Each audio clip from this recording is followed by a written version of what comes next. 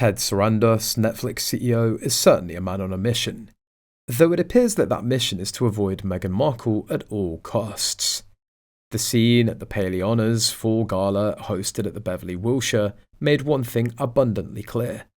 Sarandos would rather be anywhere else than stuck with Markle, especially after Netflix's hefty investment in her projects, which have become notorious for their spectacular flop status.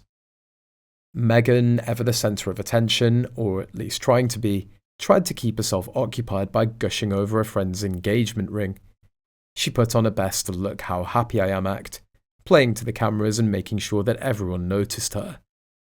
It's as if she was working overtime to prove that she wasn't the pariah that she really is, because why else would she be so keen to shove herself into the frame every time a camera was nearby? But when you look closely at the footage, you'll spot Sarandos in the background doing his best impersonation of an invisible man.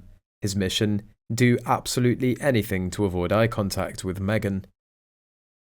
Usually when stars have upcoming projects, they make sure to get snapped together, plastering smiles across the red carpet. Sarandos, though, appeared to have a different strategy. He practically evaporated every time Markle came near. No pictures, no chats, not even a fleeting smile. The CEO of Netflix, who's supposedly overseeing Markle's next big comeback show, American Riviera Orchard, was making it very clear that he didn't want to be anywhere near her. After throwing $20 million into the Markle and Harry money pit and seeing the results go up in smoke, Sarandos probably isn't eager to be seen cozying up to Markle anytime soon. He's likely counting the days until 2025, when the contract of misery expires, and he can wash his hands of her once and for all.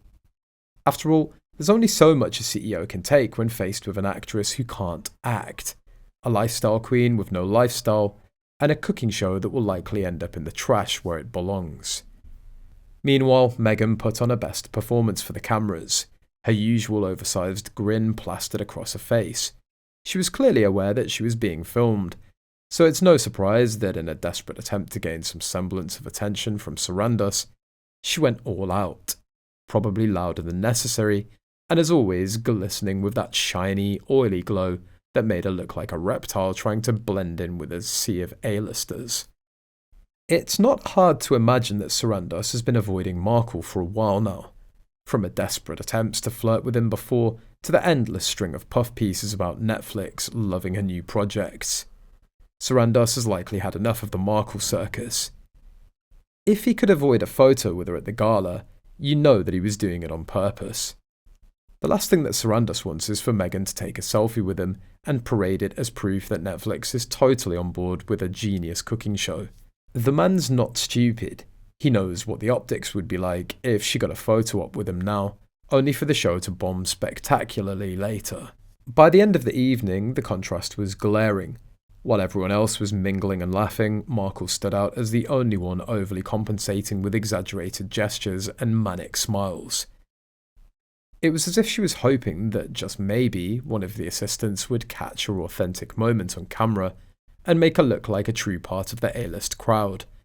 No matter how much Markle tried to force herself into the scene, the cold shoulder from the rest of the room was undeniable. Even her own assistants were probably secretly cringing, trying to make her appear as relevant as possible, while the rest of Hollywood continued to quietly ignore her.